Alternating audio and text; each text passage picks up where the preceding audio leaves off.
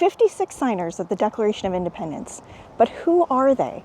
I want to do a series, and with everything going on with the 250th coming up, the anniversary of America, we've already been talking about the 250th of the Rev War and following the timeline, but we are going to be celebrating the 250th since the signing of the Declaration of Independence, signaling our complete independence from Great Britain, of course. But I want to delve into the lives of these amazing signers with little series for you guys, taking time to cover at least a few of them. And we are going to start right here in Kingston, New Hampshire, with the man who was the very first person in voting order to declare for independence. That is Josiah Bartlett, wonderful, wonderful New Hampshire resident. We've got 56 amazing men from very different backgrounds, different religions, different societies. Some were recent immigrants, a plethora of personalities. But Josiah Bartlett was certainly exceptional. Now, Josiah had a love of learning since early childhood, and he was tutored by ministers and drawn early to medicine. Later on, he would gain a reputation as a kind and wonderful physician. During an outbreak of diphtheria that killed 114 people here in Kingston, which at the time was really the edge of the frontier, he successfully treated patients, including his own children, and he favored a new treatment that was Peruvian bark, also known as quinine, while a lot of other quack doctors were still using bleeding as a method where they would basically slice you open, usually at the arm, and let blood just flow out because they thought that germs were, in the system, because they didn't have a concept of germs, and they thought that bleeding was a way to release, I don't know, I guess they thought toxins or whatever was ailing a person. They didn't really have the modern understanding of bacteria and viruses that we have, but he was ahead of the game. Similar to Benjamin Rush over in Philadelphia, Josiah Bartlett was a wonderful physician on the cutting edge of thinking outside of the box. He also provided cold beverages instead of hot ones, because when you have a fever, drinking a hot beverage, not necessarily the best thing to do. And he really favored cold cider as a remedy, which makes a lot of sense. It would have high vitamin C, and the cooling effect might bring down your core body temperature. He was a lover of life. He valued life, and he wanted to do his part in preserving as many lives as possible.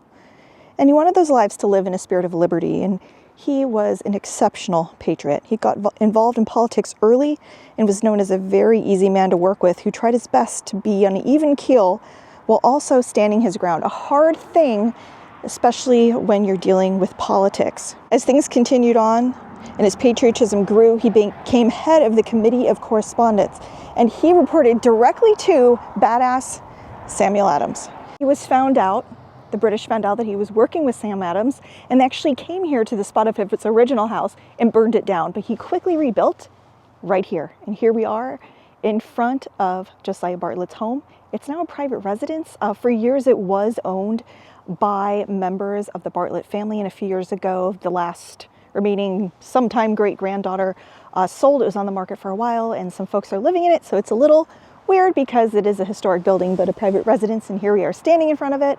Of course, you have leeway to visit because they have these markers here, but don't want to linger too long or bug these folks. So we're going to take one more brief look, and then we're going to move on to some more sites associated with the wonderful, amazing Josiah Bartlett. I'm sure not everyone has heard of, but everyone should know. And here is this marker: doctor, statesman, soldier, signer of the Declaration of Independence, Chief Justice, President, and first Governor of the New Hampshire, founder of New Hampshire Medical Society, which we're going to go over more about that in a minute, his life and just how much he accomplished in his time. And he lived here with his wife and his children. His 3 sons and 7 grandsons all became doctors just like him. He was one of 3 signers from right here, the Granite State, the 603 New Hampshire, along with William Whipple and Matthew Thornton, who we will be talking about in the near future. But to be honest with you, I'm a little partial to Josiah Bartlett right here. Now, of course, we celebrate Independence Day on July 4th, which originally happened in 1776. And in the days ahead, 56 delegates would get together to vote on and approve this new amazing document, now known as a founding document, the Declaration of Independence, one of the most amazing documents ever created in human history. Josiah Bartlett's vote for yes, for I, as they said it, I as in AYE, was so loud that it actually shook the rafters of Independence Hall. He was an enthusiastic patriot through and through. Eventually, William Whipple and Matthew Thornton would join him in signing as the other two delegates from New Hampshire, but Josiah Bartlett was first. Very interesting twist of fate. As it turns out, Matthew Thornton was the last to vote yes. So both from New Hampshire, both the first and last. Those big, beautiful letters right there on the bottom center of the Declaration of Independence, and his was the first to sign. Right below it, if you look, there's our friend, Josiah Bartlett of Kingston, New Hampshire. While he was at the convention in Philadelphia, writes to his wife Mary, and he says, "May God grant us wisdom to form a happy constitution, as the happiness of America to all future generations depend on it." And he worshiped right here at the First Congregational Church in Kingston. Now, this has been a congregation since 1725, but this building is from 1825. Still not too shabby. And like most of the men who signed the deck, he was a man of very strong, very deep faith and convictions. And that really is a lot of what propelled these guys to take action and live the lives that they lived. If you leave Main Street over there, where his home was and the congregational church he attended, you come on the other side to the Kingston Plains Cemetery. And this was described again as the frontier at the time. It's still not a giant bustling place. It's just a nice little town. But we are going to pay respects and visit the final resting place of the amazing Josiah Bartlett. This is really cool. This is a monument in the middle of the cemetery to all the reverends that have served here in the town of Kingston.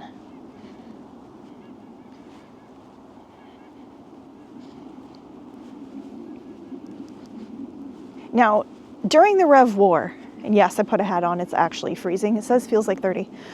During the Rev War, Josiah Bartlett serves, particularly in Vermont and Pennsylvania, and very notably at the Battle of Bennington, which is kind of part of the battles of Saratoga.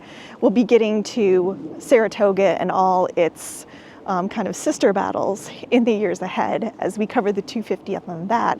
And I'm sure Josiah Bartlett will come up again, but he wonderfully took care of the men during that horrible crisis, and his medical expertise was very much appreciated, as he tended to not practice, again, that form of quackery that was really popular in 18th century medicine, and he was just a wonderful, wise man.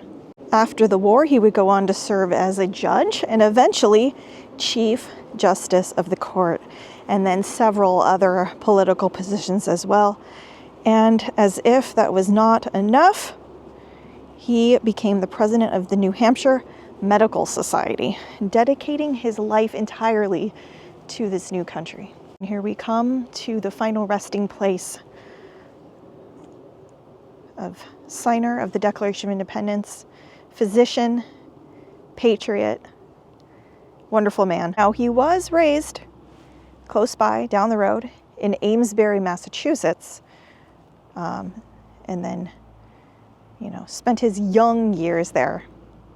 But then shortly after did come here to Kingston, and I would say he considered himself a New Hampshireite.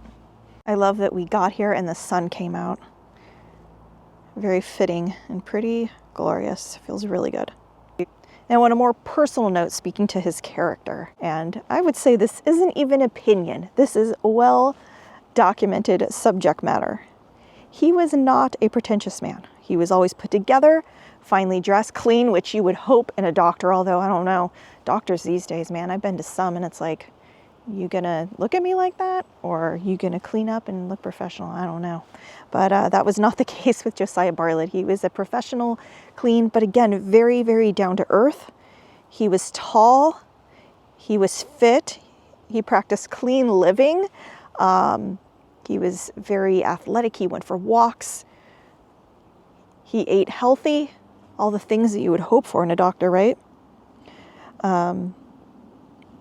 He loved his wife and children, and he was very involved in that church that I took you guys over to. And he never really stopped practicing medicine. He always tended to those in need whenever the need arose. The diphtheria outbreak and a really bad flu, actually, in the years before that here in Kingston that broke out. It was a very, very terrible time for the town, and that's when I always think again, you know, like time travel would be fun, but I am just not sure about 18th century medicine. However, with Josiah Bartlett as your doc, you probably would fare pretty darn well. And I'm sure his kindness and gentle nature, but still sense of confidence, you could see how that would play really well into bedside manner, being a wonderful physician and being involved in the Patriot movement. But in 1795, at the age of 65, he did pass away. And as they would say in the 18th century, from one world to the next. Eternity is a long time, guys. And that is how you make really good use of a life super well lived, in my opinion. He didn't waste a moment, didn't waste a day, and gave everything for this country. So it says here, this monument is erected over the sacred relics of His Excellency Josiah Bartlett, late governor of New Hampshire, who died May 19th, 1795, in the 65th year of his age, and his virtuous and amiable Mrs. Mary Bartlett, who died July 14th, 1789, in the 59th year of her age. Did we even talk about the fact that he was governor? I think I told you. He served in pretty much every position, including the governorship. So if I missed that, I apologize. But yes, I mean, he served on courts. He was a doctor. He served as governor, signer of the deck. What did this guy not do? Fragrant is the recollection of friends. The most delightful flowers shall be scattered upon their valuable remains. When we recall the sacred spot to mind, the congenial tear shall sparkle in the eye of sympathy. The virtues shall be embalmed in the warm bosom of affection. That's really beautiful. And here you can see plaques have been left. Revolutionary War Patriot plaque there by the Sons of the American Revolution.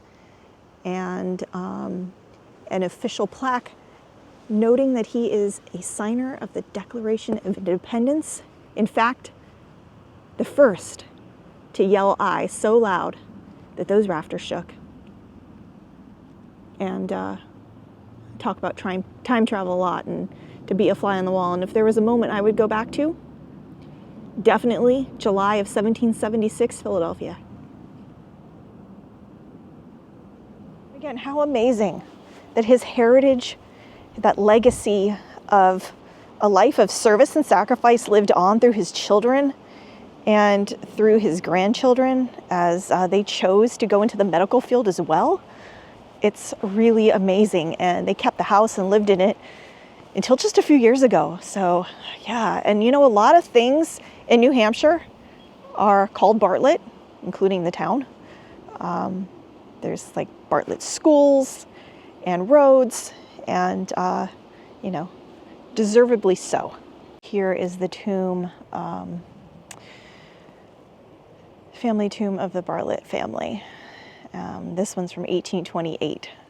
So this is in the generation after Josiah, but you want to talk about a great family. Nicer people you would not have met. Wonderful people. And again, I know that there are still Bartletts left here in New Hampshire, so if you find this video and you're one of them, drop me a shout in the comments. I know sometimes when I do videos like this, you guys pop up and say, oh, I'm a descendant of so-and-so, or I'm from that place, or somebody in my family knew that person, which I absolutely love hearing stories like that. And you guys in those stories really keep me going to do this, so I really appreciate that. And here is the Sanborn family. Huge part of this community as well. A school down the street. It's called Sanborn.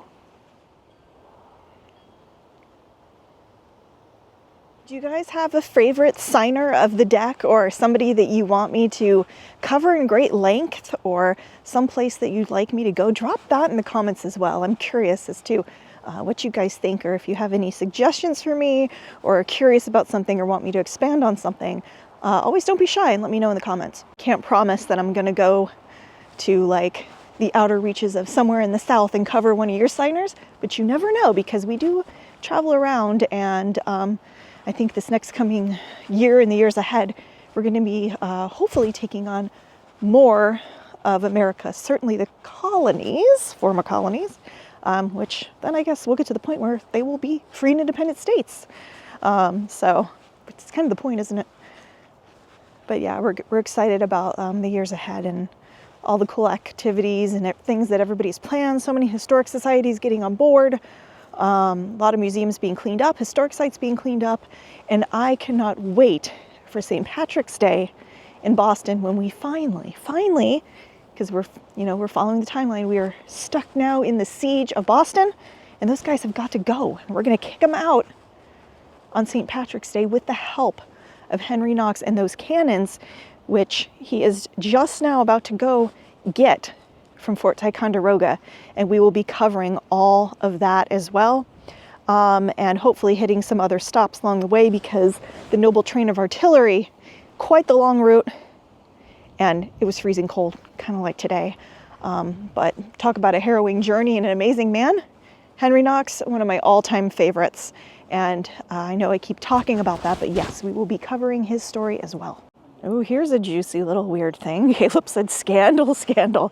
Here is husband, Thomas Elkins. What happened here? He died in 1900.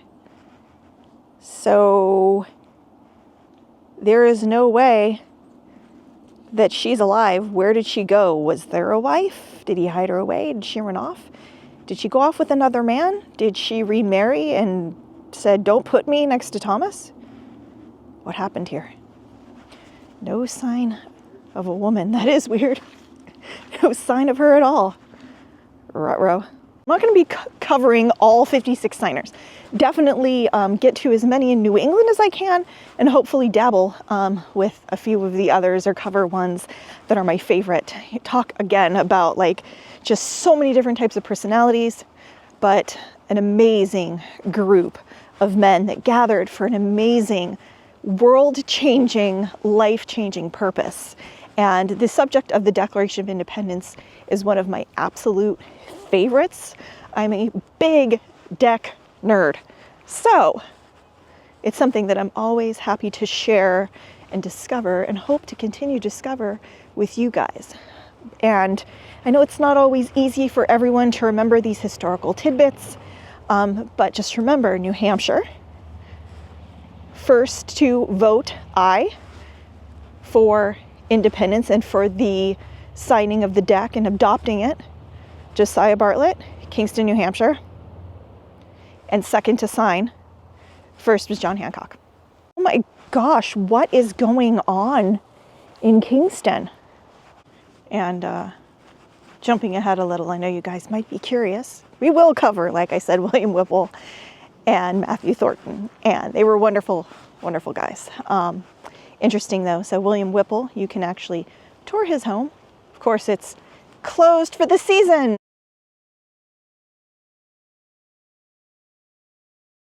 Story of my life. When it opens, we'll get to it. And Matthew Thornton's house is now a restaurant.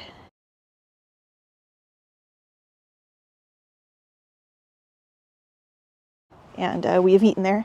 It's part of the Common Man chain of restaurants in New Hampshire. A place we actually do enjoy eating at from time to time. It's kind of like a family type restaurant. Matthew Thornton's house. And he is buried across the street from the restaurant. So that's kind of funky.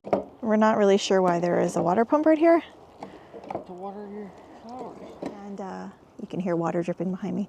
The cemetery is on the National Register of Historic Places, you know, because of its importance and its place in history and the important people that are buried here. If I mentioned how much I adore Josiah Bartlett, I hope that you guys are understanding why.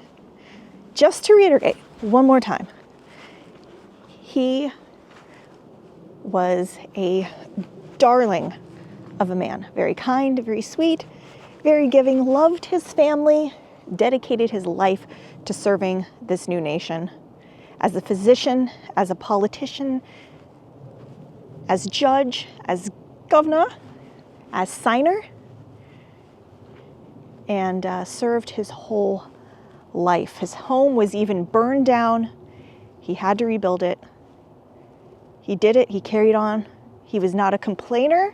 He was not a woe is me. He was a take action, but with a quiet, calm, and a gentle spirit. I think we all would be blessed to know people like that in our own lives. And I feel sometimes like those personalities are less and less common in this hectic world that we are now living in. But that is not to say that things were not hectic during this time. They certainly were. And I bet you Josiah Bartlett, even today, he would rise to the occasion. And, you know, it takes a special person with a fighting spirit. And a fighting spirit doesn't always mean aggressive. Look at George Washington himself. Same type of thing. Although George could be prone to a little bit of anger. That's a whole different topic. We'll talk about His Excellency a lot in the coming years. And he's, you know, one of the most exceptional people ever created. But Josiah Bartlett, amazing. I am that history chick, and like Patrick Henry, I know no way of judging the future, but by the past. And I hope that you guys appreciate Josiah Bartlett now as much as I do. I always have. I hope that you learned something today. If you didn't know about him, you do now. No excuses. And again, just remember, second to sign, first to say aye. Josiah Bartlett of Kingston. We'll see you guys soon. Take care. Tune for a little bonus footage too. Okay, I've got some interesting bonus footage for you guys. I've always wanted to stop here because whenever I drive by it, I'm like, ooh, that place is creepy, but also kind of cool. You guys check it out. What do you think? Okay, look at this. Isn't this weird? Sanborn Seminary. Like, they should film a movie here. Doesn't it look like something from something? It has always fascinated me, this building.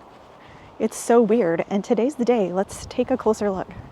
And yes, it has nothing to do with Josiah Bartlett. He's the opposite of creepy. This place creepy. Look, even the sign is overgrown. Looks like it was a seminary and then it was owned by or part of the high school. Weird. It's such an interesting architectural style. Yeah, Kay said this would be good for Beetlejuice. It's true. 1883 seminary. Huh. So this was the campus of the Sanborn Regional High School until 2006. And now there is a modern high school down the street. That is so weird. And this is built out of brick and limestone. And the official design style of this is listed as being Victorian Gothic. Makes a lot of sense. The building was completed in 1883. The Register of National Historic Places, which is interesting because we don't really see any other signage, and it looks quite a wreck. There's a nice desk for you there. No names carved in. There was a bell tower with a working bell, and they relocated that to the current modern Sanborn High School, which is super interesting. And I guess this place is a big question mark right now. Obviously, they've had problems with looky-loos like us and people hopefully not breaking in, but I'm sure that's a possibility. You know, people do like abandoned buildings. There's something fascinating about them. As you can see here, it's all boarded up. Of course, I would never go in some place and like, you know, destroy it or anything like that. I hate when people do that. This is a historic site and I have nothing but respect and, you know, dedicated my life to historic sites. So I hope it gets preserved and becomes something. I guess that's been a hot topic of debate here in town. And there's been all different ideas about, you know, uses for it. It would cost a ton of money. Oh, that was weird. Cost a ton of money to restore it. Can't even really look in. I mean, we're probably talking millions and millions of dollars to fix this bad boy up. It is a cool building though. Yeah, that's an old school, pretty impressive looking fire escape there. Boarded up there too. Let's see if we can see anything. Trying to get a look at anything, but it's like impossible. Although, just bending down there, I was hit with a massive moldy mildew smell. Fantastic for my allergies. If I can smell it, like through this side of a windowsill, which is actually sealed up. This place is sealed up pretty well. So maybe it's not in horrible condition. I mean, it's only been closed up since 2006. Well, that's like 19 years ago now. But imagine how mildewy it is inside. If I can smell it from out here, that's pretty bad.